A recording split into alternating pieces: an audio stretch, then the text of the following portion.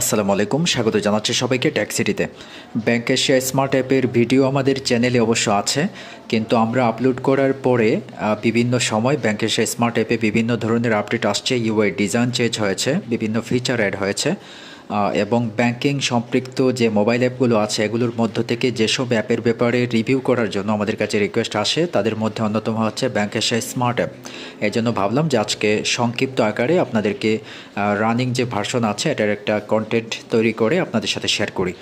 তো প্রথমে দেখতে পাচ্ছেন আমি ব্যাংক এশিয়া স্মার্ট অ্যাপের লগ ইন পেজে চলে আসছি। এটা ডাউনলোড করে নিয়েছি গুগল প্লে স্টোর থেকে। আপনারা ডাউনলোড করে নেবেন, তারপর ইউজার আইডি এবং পাসওয়ার্ড দিয়ে লগ ইন করে নেবেন। তো আমি এটা ইউজার আইডি পাসওয়ার্ডের সাথে ফিঙ্গারপ্রিন্ট অ্যাড করে রেখেছি। আমি ফিঙ্গারে যদি টাচ করি তাহলে লগ ইন হয়ে যাবে। লগ ইন হয়ে গেছে। দেখতে পাচ্ছেন চমৎকারভাবে উপরে আমার প্রোফাইল পিকচার শো করছে, ওয়েলকাম আমার নাম শো করছে।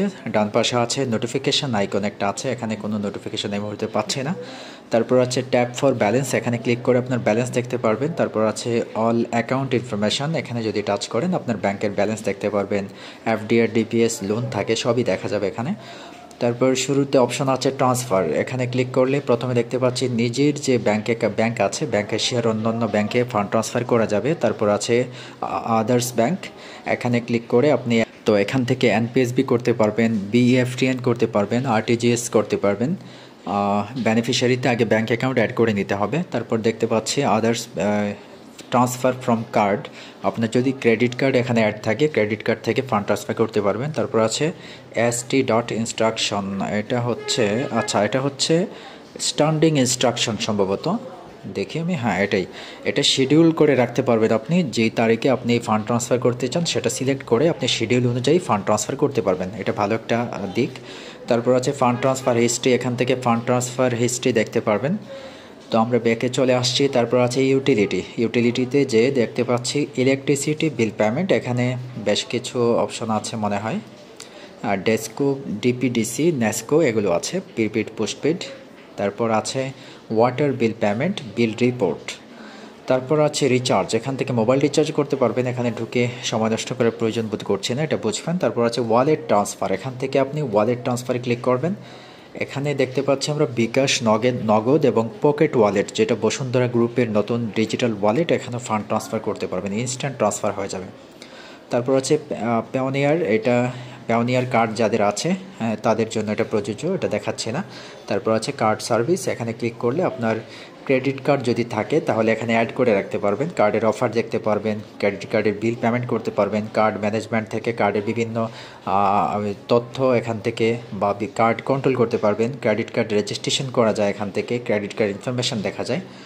তারপর আছে অ্যাকাউন্ট সার্ভিস, এখানে ক্লিক করলে আপনার ব্যাঙ্ক অ্যাকাউন্ট চেক বইয়ের যে পাতা আছে ওগুলো এখানে দেখতে পারবেন, চেক বইয়ের জন্য রিকোয়েস্ট করতে পারবেন, চেকের পাতা স্টপ করতে পারবেন, পজিটিভ পে আছে চেক স্ট্যাটাস চেক করতে পারবেন, পাসওয়ার্ড চেঞ্জ করতে পারবেন।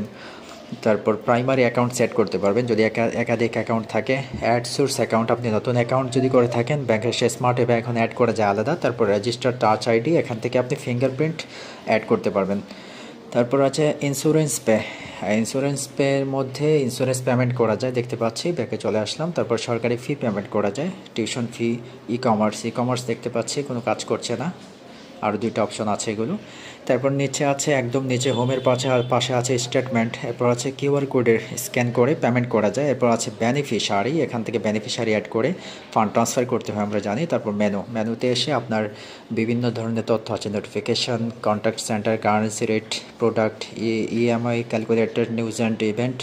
তারপর আছে about smart app, safety tips, transaction limit, branch location, ATM location, terms and condition, language settings, একটা বাংলা ইউজ করা যায়, কন্ট্যাক্ট এর তথ্য আছে, লগ আউট। তো আমরা আবার হোমে চলে আসছি। আশা করি আপনারা সংক্ষেপে নতুন অ্যাপের কী কী ফিচার আছে এক নজরে দেখে নিয়েছেন। তো আজকে পর্যন্ত সবাই ভালো থাকবেন, ধন্যবাদ, আল্লাহ হাফেজ।